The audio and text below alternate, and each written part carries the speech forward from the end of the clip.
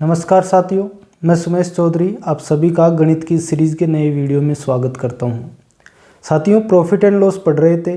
Profit and loss में हमने कई क्वेश्चंस देखे, कई तरीके देखे, उनके सॉल्यूशंस देखे और कई तरीके से हमने प्रॉफिट एंड लॉस को समझने की कोशिश की। इससे पहले हमने प्रतिशत टॉपिक पढ़ लिया, अब हम प्रॉफिट एंड लॉस पढ़ रहे हैं। फिर नेक्स्ट टॉपिक जो हमारा होगा वो हमारा टॉपिक सिंपल इंटरेस्ट होगा। फिलहाल अभी हम प्रॉफिट एंड लॉस पढ़ रहे हैं और हमने देखा कि किस प्रकार से इसमें प्रतिशत काम आ रही है और किस प्रकार से प्रतिशत के बिना हम प्रॉफिट एंड लॉस को कर ही नहीं सकते। तो अगर वाकई में अभी आपको लगा हो कि प्रतिशत हमारे लिए इम्पोर्टेंट है तो आप जाइए प्रतिशत के संपूर्ण वीडियोज़ देखिए और उसके बाद में आप प्रॉफिट एंड लॉस को भी पढ़िए। अगर आपको प्रतिशत टॉपिक पढ़ा हुआ है, आपने देख लिया वीडियो, तो आपको पता चल गया होगा कि किस प्रकार प्रतिशत हमारे काम में आ रही है और क्यों हमारे लिए वो इम्पोर्टेंट है। इसके बाद हम सिंपल इंटरेस्ट देखेंगे, उसमें भी जो परसेंटेज हमारा टॉपिक है वो काम में आएगा। उसमें भी हम कई तरीके के प्रश्नों का सॉल्यूशंस देखेंगे। अभी हम प्रश्नों की सीरीज़ को कर रहे थे, प्रश्न हम कर रहे थे। आप आइए हम क्वेश्चंस देखते हैं, क्योंकि गणित को पढ़ने का एक ही तरीका है, क्वेश्चंस को सामने लेकर आओ और क्वेश्चंस के अकॉर्डिंग आप उनके प्रश्नों को समझने की कोशिश करो कि हमारे एग्ज़ाम में प्रश्न किस प्रकार से पूछे जाते हैं और हमें उनका सॉल्यूशन किस प्रकार से ढूंढना है। देखिए, किसी वस्तु को 1450 रुपये में बेचने पर हुई हानि उस वस्तु को 1600 रुपये में बेचने पर हुए लाभ के दुगनी है।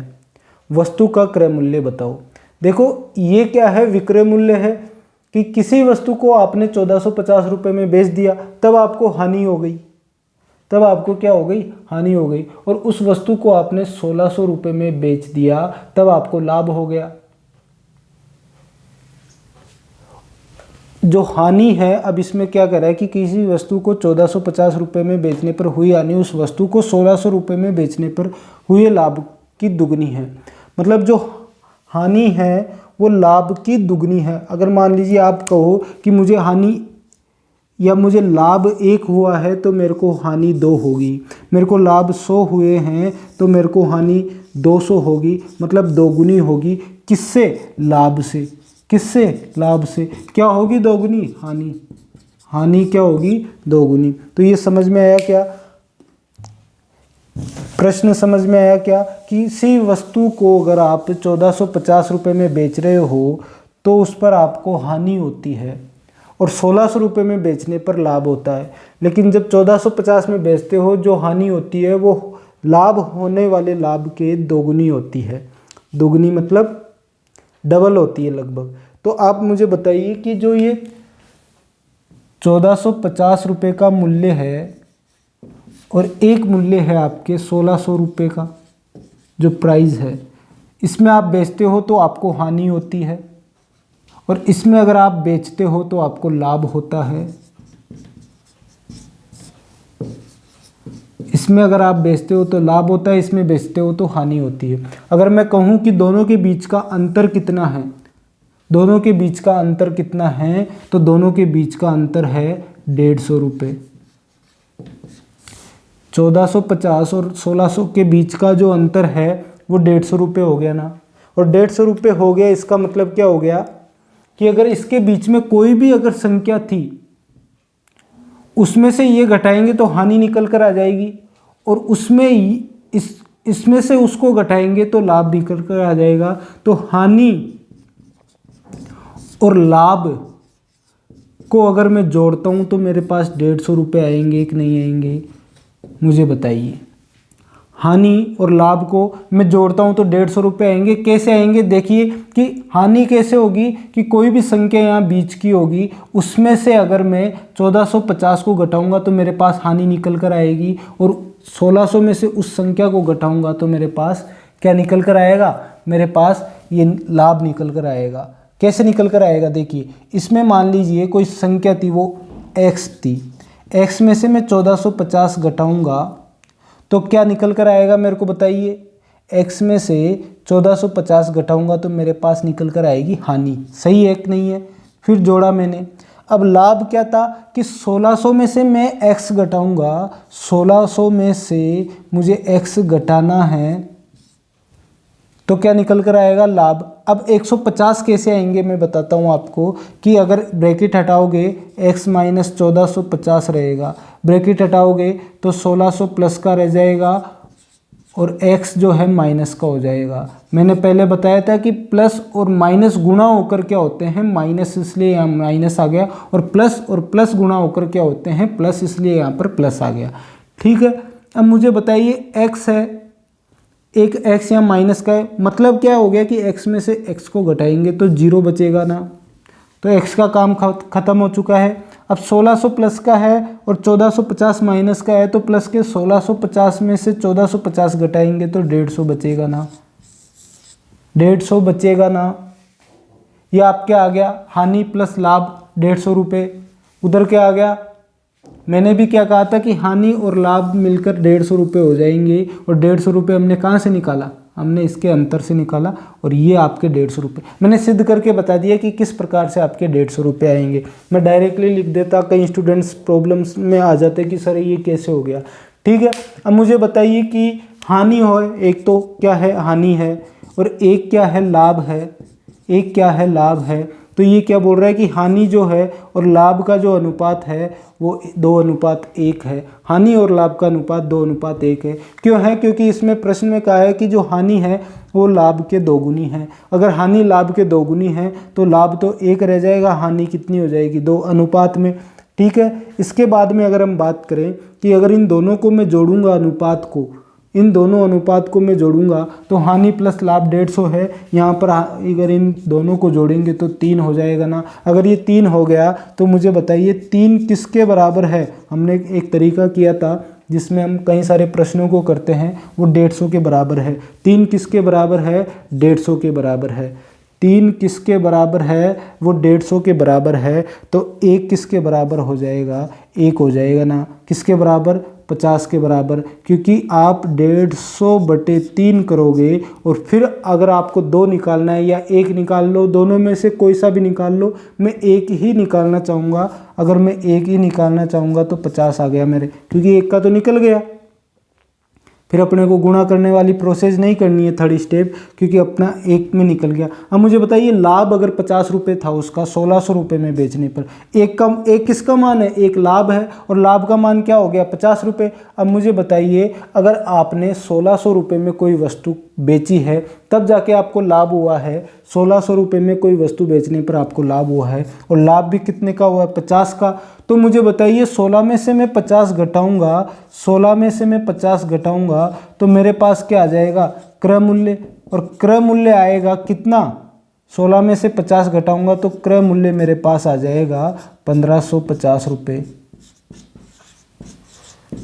ये अगर आपको समझ में आया हो तो लाइक करें, क्योंकि काफ़ी सिंपल क्वेश्चन था, और सिंपल तो नहीं था क्वेश्चन, लेकिन हमने काफ़ी सिंपल तरीके से किया है। कैसे किया है कि पहले हमने देखा कि लाभ और हानि को जोड़ेंगे तो 150 आएगा, और अनुपात में हमें दिया ही है, अनुपातों को जोड़ेंगे 3 आएगा, 3 का मान 150 है, 1 का मान 50 हो जाएगा, 1600 में से 50 घटाएंगे, क्रय मूल्य आ जाएगा। ये चीज़ आपको समझ में आ गई ना? अगर ये समझ में आई हो तो उतार लें। अगला प्रश्न देखो, काफ़ी इंटरेस्टिंग है कि 2 वस्तुओं में प्रत्येक का क्रय मूल्य 1450 रुपये। अब देखिए क्रय मूल्य समान वाले प्रश्न अब हमें करने हैं, मतलब जिन वस्तुओं पर क्रय मूल्य समान हो, और ये प्रश्न जो है इसमें क्रय मूल्य भी समान है और हानि और लाभ का जो संख्यात्मक मान है वो दोनों भी समान है। प्रतिशत वाला जो संख्यात्मक मान है, प्रतिशत जो मान है वो समान है। एक में हानि हो रही है और एक में लाभ हो रहा है। 2 वस्तुएं हैं, दोनों का क्रय मूल्य जो है वो समान है, और एक वस्तु पर आपको क्या हो रहा है? लाभ, और दूसरी वस्तु पर आपको क्या हो रहा है? हानि। अब देखिए इस प्रश्न को किस प्रकार से हम करते हैं। 2 वस्तुओं में प्रत्येक का क्रय मूल्य 1450 रुपये है। एक वस्तु ये हो गई साहब, दूसरी वस्तु ये हो गई सर। अब दोनों में खरीदा कितने का? देखिए क्रय मूल्य को बोलते हैं सीपी, तो अगर मैं क्रय मूल्य ना लिखूँ, मैं डायरेक्टली सीपी भी लिख दूँ तो आप समझ जाया करो कि सीपी का मतलब होता है क्रय मूल्य, और विक्रय मूल्य को एसपी बोलते हैं, विक्रय मूल्य को एसपी बोलते हैं। ठीक है, तो सीपी क्रय मूल्य। ठीक है, कोई 2 वस्तुएं हैं उनका जो क्रय मूल्य है वो सीपी कॉस्ट प्राइस कितनी है दोनों की? 1450 रुपये हमें क्वेश्चन में गिवन है। क्वेश्चन में हमें गिवन है 1450 रुपये, इसकी भी 1450 रुपये।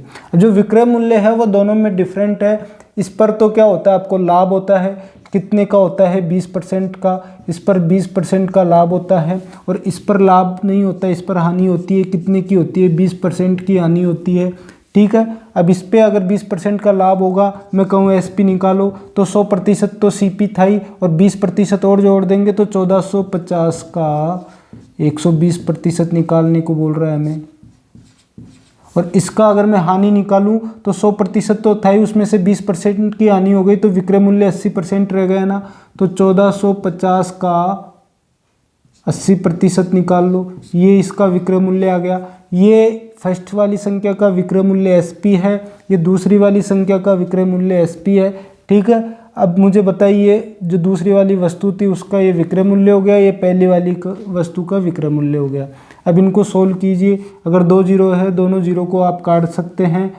अब मुझे बताइए, 12 को आप 145 से गुणा करेंगे, 12 पंजे 60, 6 12 चौके 48 और 6 54, 12 एकम 12 और 5 7 1740 रुपये। करके देख लीजिए एक बार और। 8 पंजे 40, 8 चौक 32 और 4 36, 8 एकम 8 और 3 1160 रुपये, ये हो गया। ठीक है, अब वो क्या पूछ रहा है कि कुल बताइए। अब कुल क्या होगा कि अगर आप इन दोनों को जोड़ोगे तो कुल सीपी, पहले तो कुल सीपी और कुल एसपी दोनों हमें ध्यान होना जरूरी है। तो कुल सीपी बताइए, कुल सीपी बराबर कितना हो गया? 1450 प्लस 1450 2900 रुपये हो गए ना। और कुल एसपी बताइए, कुल एसपी कितना है? कुल विक्रय मूल्य कितना है? कुल विक्रय मूल्य है कि अगर आप 1740 को और 1160 को जोड़ते हो, देखिए अगर 1740 में 60 रुपये जोड़ दो, कितने हो गए? 1800। 1800 फिर इधर कितने बचे? 1100, क्योंकि 60 आपने इधर जोड़ दिया। 1800 और 1100 जोड़ दो, फिर कितने होंगे? 1800 अगर 1200 जोड़ते 3000 होते, लेकिन अगर अपने 1100 जोड़ने हैं तो 2900 हो गए। मतलब क्या हुआ, जो कुल सीपी था वो 2900 था, कुल एसपी भी 2900 आया। ये सब निकालने के बाद इसका मतलब हमारे पास फाइनल रिजल्ट क्या आया? न लाभ हुआ न हानि हुई। क्या हुआ? न लाभ हुआ न हानि हुई। ये हमारे पास कुल रिजल्ट आ गया। जो इसने पूछा था कि कुल कितने प्रतिशत लाभ अथवा हानि हुई, तो हमें क्या कहना है कि न तो लाभ हुआ सर न हानि हुई।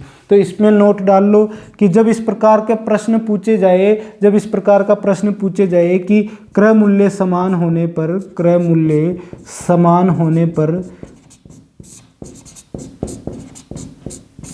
पर तथा लाभ प्रतिशत और हानि प्रतिशत, लाभ प्रतिशत और हानि प्रतिशत समान होने पर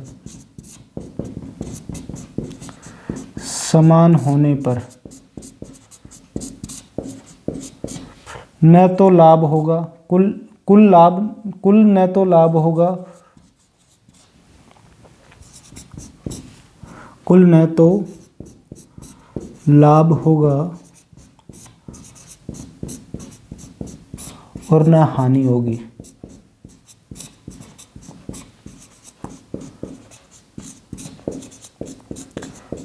ये नोट डाल लो और इसको आप याद कर लो।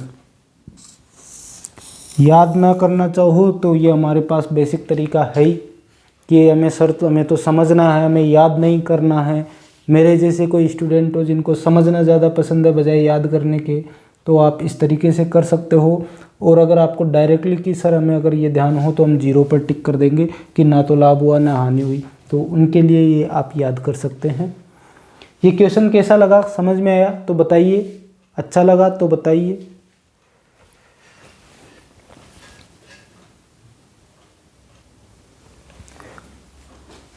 अब मुझे बताइए, ये अगले जो प्रश्न हैं हमारे दो, इन दोनों प्रश्नों को हम सॉल्व करते हैं। इस प्रकार के कई बार प्रश्न पूछे गए हैं, आपके रीट ले लीजिए या अन्य कोई भी एग्ज़ाम जो राजस्थान की है उसमें प्रॉफिट एंड लॉस से इस प्रकार के कई क्वेश्चंस पूछे गए हैं। कैसे प्रश्न पूछे हैं कि 5 रुपये की अगर कोई व्यक्ति 8 टॉफ़ी खरीदता है तो 8 रुपये की 5 टॉफ़ी बेच दी उसने, ठीक है। अब मुझे बताइए उसका लाभ प्रतिशत पूछा है कि उसका लाभ प्रतिशत कितना होगा। तो इसमें कुछ नहीं है कि पहले तो ये मान लीजिए कि इस एक तरफ लिख दीजिए CP, एक तरफ लिख दीजिए SP, या एक तरफ तो खरीद वाला और एक तरफ बेचने वाला, ये लिख दीजिए आप, मुझे बताइए, ठीक है। अब मुझे बताइए कि इसमें 5 रुपये की 8 टॉफ़ी खरीदता है, 5 रुपये की, ये मान लीजिए कीमत लिख देता हूँ मैं एक तरफ तो, और एक तरफ में लिख देता हूँ संख्या, एक तरफ में क्या लिख देता हूँ संख्या। कीमत कितनी है 5 रुपये, मतलब पहले तो क्या करता है वो 5 रुपये की टॉफ़ियाँ खरीदता है, कितनी खरीदता है 5 रुपये की 8 टॉफ़ी खरीदता है वो, 5 रुपये की कितनी टॉफ़ी खरीदता है, 5 रुपये की वो 8 टॉफ़ी खरीदता है, ठीक है। और 5 रुपये की 8 टॉफ़ी खरीदता है तो 8 रुपये की फिर बेचते टाइम क्या करता है कि 8 रुपये की कितनी टॉफ़ियाँ बेचता है वो, कितनी टॉफ़ियाँ बेचता है 5। ये है कि नहीं है, ये है ना। मुझे ये बताइए कि अगर पहले वो 5 रुपये की टॉफ़ियाँ कीमत कितनी है 5 रुपये की, उसको बेचता था 8 रुपये में, संख्या कितनी है 8 थी, तो फिर 5 ही टॉफ़ियाँ बेचता है। ये यहाँ तक समझ में आया, इस तरह लिख लीजिए। अब मुझे बताइए कि जो टॉफ़ियों की संख्या है उसको अगर आप बराबर कर लोगे, इस संख्याओं को अगर आप बराबर कर लेते हो, इन संख्याओं को अगर आप बराबर कर लेते हो दोनों की, तो फिर मूल्य रह जाएगा, और मूल्य से आपको क्या होगा, क्या लाभ होगा, मूल्य से आसानी हो जाएगी प्रॉफिट निकालने में। तो इनको बराबर कैसे करना है सर, कि ये अनुपात में है और अनुपात का मतलब होता है बटा। तो अगर मैं इसको संख्या वाले को मैं 8:5 की जगह 8/5 लिख सकता हूँ। तो मुझे बताइए इन दोनों को बराबर करने के लिए, क्या करना होगा कि आपको ऐसी संख्या से गुना करना होगा, या ऐसी संख्या इनको बराबर में लानी होगी। जैसे कि देखिए अगर मैं कंप्लीटली इस तरफ में इसको गुणा करता हूँ, कंप्लीटली मैं इस तरफ इसको गुणा करता हूँ, कैसे गुणा करता हूँ कि अगर इसको मैं 8 से गुणा करता हूँ और इसको मैं 5 से गुणा करता हूँ, दोनों को इस तरफ मैं 8 से गुणा करता हूँ, इस तरफ मैं 5 से गुणा करता हूँ, तो संख्या ही बराबर हो जाएगी। क्या, देखिए कैसे, इस तरफ मैं अगर 8 से गुणा करता हूँ कंप्लीटली इस बॉक्स को, और इस तरफ मैं कंप्लीटली 5 से गुणा करता हूँ इस बॉक्स को, तो मुझे बताइए संख्या बराबर हो जाएगी ना। संख्या कैसे हो जाएगी कि 8 पंजे 40। अब इसको दोबारा लिख सकते हो आप, जैसे कीमत को आपने लिख दिया, दोबारा कीमत को लिख दिया आपने, गुणा करोगे तो 5 से 5 बार गुणा करोगे 25, और इसको 8 से 8 बार करोगे 64, ठीक है।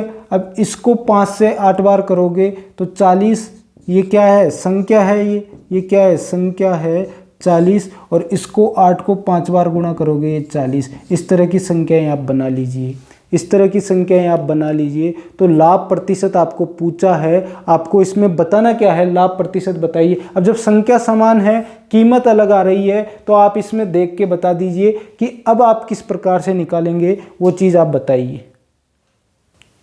भाई ऐसा है कि कीमत जो है पहले 25 थी, 40। अब मुझे बताइए संख्या 8 5 को हमने अनुपात में हमने ऐसे चेंज कर लिया, इसको कैसे चेंज कर लिया कि एक तरफ हमने 8 से गुणा कर दिया, एक तरफ हमने 5 से गुणा कर दिया, क्योंकि हमारी तरफ देखिए इसको भी आपको गुणा करना पड़ेगा, इसको भी गुणा करना पड़ेगा। हमने दोनों को एक जैसा गुणा कर दिया, जिससे क्या हुआ कि हमारी जो संख्याएं थी उसको हमने समान कर लिया। तो कीमत में हमारा जो एक तरफा जो बात हो गई, हम उससे हम निकाल सकते हैं। कैसे निकाल सकते हैं, ये देखो कि 25 अगर क्रय मूल्य है, 25 अगर CP है, तो विक्रय मूल्य हो जाएगा 64, और 64 में से अगर आप 25 को घटाओगे तो आपको लाभ मिल जाएगा ना।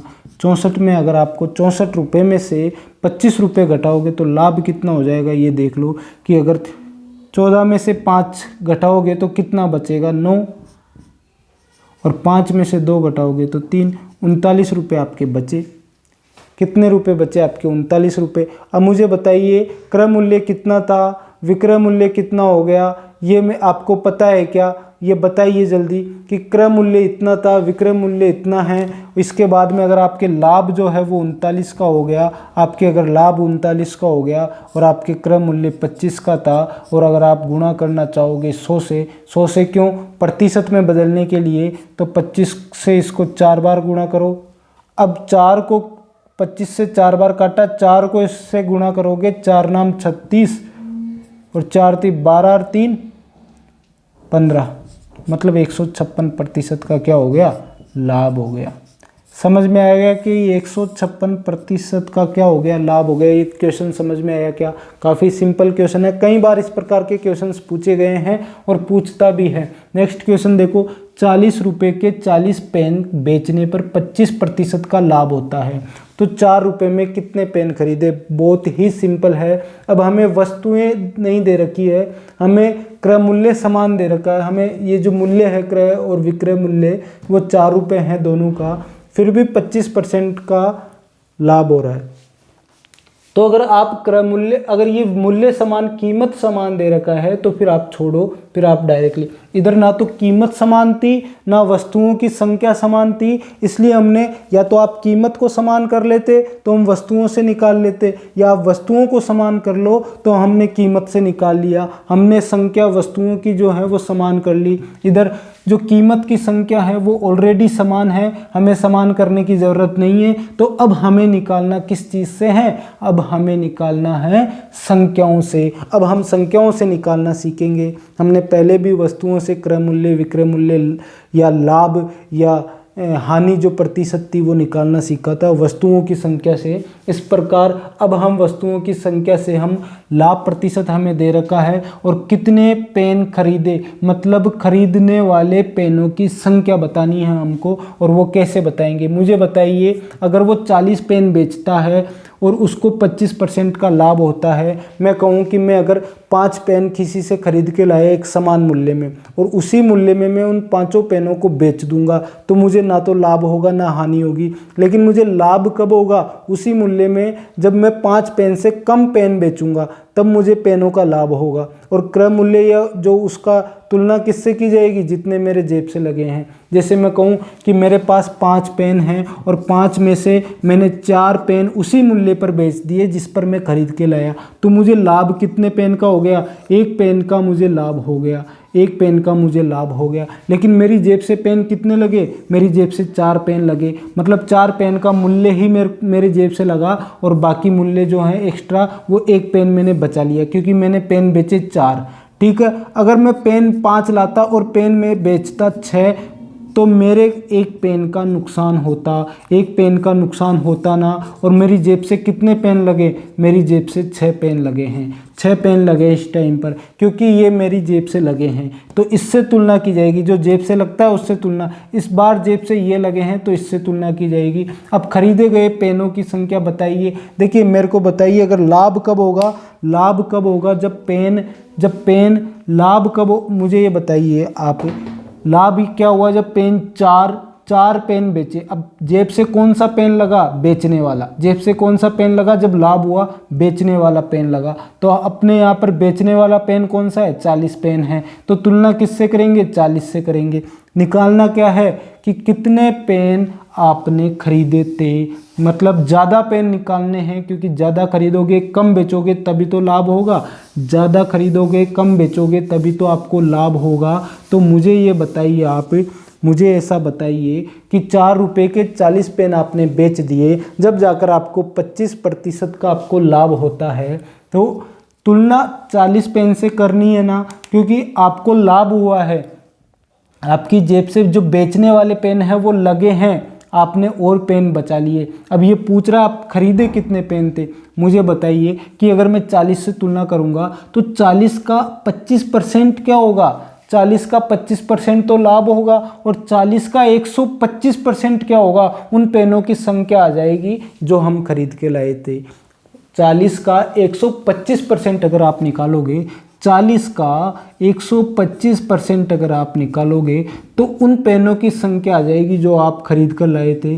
खरीदे गए पेन, खरीदे गए पेन, इन संख्या आ जाएगी खरीदे गए पेनों की। देखिए फिर देखिए कि 40 से तुलना क्यों की सर आपने, इसमें जो पेन खरीदे हैं वो, क्योंकि हम मूल्य से नहीं, हम वस्तुओं से तुलना कर रहे हैं, और वस्तुओं से तुलना करने का मतलब है जो पेन हमारी जेब से लगे हैं हम उससे तुलना करेंगे। तो हमने 40 पेन बेचे, मतलब अगर हमने कम पेन बेचे हैं जितने हम खरीद के लाए थे तभी हमें लाभ होगा, और तब लाभ होगा। और तुलना किससे होगी, जो हमारी जेब से लगेंगे। हमारी जेब से 40 पेन लगे हैं, जो खरीद के लाए थे वो तो हमने बचा लिए ना, उनमें से हमने 40 पेन बेचे हैं, तो ये हमारी जेब से लगे हैं और इससे ही हमें तुलना करनी है। तो 40 का अगर आप 125% निकालोगे, ओनली 25 निकालते तो उन पेनों की संख्या आती जो पेन आपने बचाए हैं।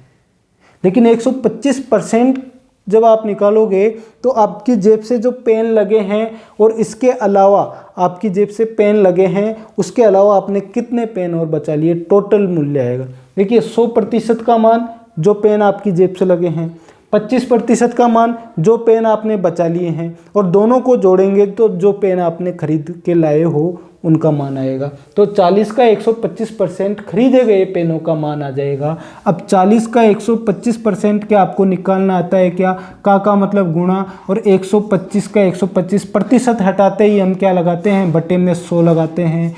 एक मुझे ये बताइए, या तो 0 से 0 काट दो, नहीं आप 0 से 0 नहीं काटना चाहते तो डायरेक्टली आप 25 से काटो। 25 से 125 5 बार कटेगा, और 25 से 100 4 बार कटेगा, फिर 4 से ये 10 बार इसमें भाग चला गया। 5 को 10 से गुणा करोगे तो खरीदे गए पेनों की संख्या जो है वो 50 आ जाएगी ना। जब 5 को 10 से गुणा करोगे तो खरीदे गए पेनों की संख्या, खरीदे गए पेनों की संख्या कितनी हो गई आपके, 50 पेन। 50 पेन खरीदे गए पेन हो गए, ये हमारा आंसर आ गया। अगर आपको समझ में आया हो तो बताइए कि कितना सिंपल प्रश्न था ये, कितना प्रश्नों का लेवल ठीक है, लेकिन हमने इसको सिंपल किया है, हमने इसको सिंपल तरीके से समझा है। क्वेश्चन को समझकर इस तरीके के फॉर्म में रखना ही इसका रोल है, बाकी तो हम जो प्रतिशत में सीखे थे वो काम है। बाकी हमारा जो प्रश्न का रोल है वो यहाँ से इसको पढ़ना, उसको समझना और इस फॉर्म में रख देना, ये हमारा उसका वो जो रोल है प्रश्न का वो है। इसमें भी वही है कि यहाँ से समझना और इस फॉर्म में रख देना। बाकी तो ये तो प्रतिशत वाले क्वेश्चन है, ये प्रतिशत वाला फॉर्मेट है।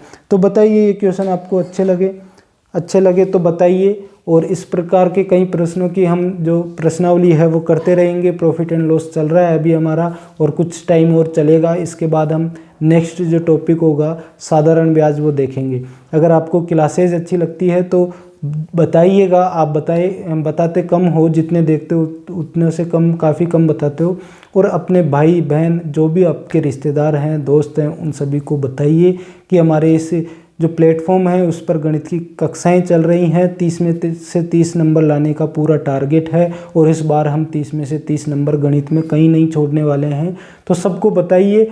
और अगर आपको इन क्लासेज की PDF नहीं अवेलेबल हो रही है या नहीं मिल रही है तो टेलीग्राम पर आइए, आप नोट्स बना सकते हो, बहुत अच्छी बात है। अगर आपको नोट्स नहीं बना सकते हो, PDF चाहिए, तो मेरी हैंड राइटिंग की PDF चाहिए, आपको टेलीग्राम पर मिलेगी। और टेलीग्राम मैंने बता दिया है पिछले वीडियोस में कौन सा टेलीग्राम चैनल है, उस पर आइए और उस पर आप क्वेश्चंस की प्रैक्टिस भी करते रहिए साथ के साथ। बाकी हम यहाँ पर आपको क्वेश्चंस की प्रैक्टिस भी करवा रहे हैं, टॉपिक भी समझ रहे हैं। और नेक्स्ट टाइम क्या होगा कि नेक्स्ट टाइम हम इसके जो भी इन टॉपिकों का रिवीजन करेंगे, उन रिवीजन में हम टेस्ट सीरीज चलाएंगे, उनको समझाएंगे, साथ के साथ उनके वीडियोस बनाएंगे। तो इन सभी के साथ आपको चलते रहना है आखिरी तक। जब तक परीक्षा नहीं होगी तब तक हम आपके साथ जुड़े हैं, आप भी तब तक जुड़े रहिए और अपनी तैयारी को मजबूत बनाते रहिए। चलिए, आप सभी का बहुत बहुत धन्यवाद अभी तक के लिए जुड़ने के लिए। आगे अगली क्लास में आप लगातार आते चली जाइए, और बिना समय गंवाए डेली क्लास लीजिएगा। कभी आप क्या करते हो कि कभी तो बहुत सारे लोग देख लेते हो, कभी बहुत कम देखते हो, फिर कभी ज़्यादा देखते हो। फिर ऐसे क्यों करते हो कि एक क्लास मिस कर रहे हो, दूसरी ले रहे हो, फिर तीसरी देख रहे हो, फिर एक मिस कर रहे हो? ऐसा नहीं होता है। आपको लगातार प्रत्येक कक्षाएं, मैंने कहा था पहली कक्षा में ही कि गणित जो है वो सिड्डी है, एक भी आप सिड्डी नहीं छोड़ सकते हो। तो प्रत्येक सिड्डी को पढ़िए, प्रत्येक टॉपिक को पढ़िए, प्रत्येक क्लास को लीजिए और समझिए। आप सभी का बहुत बहुत धन्यवाद, और अगली कक्षा में आप सभी मिल लेना। आ जाना आप सभी।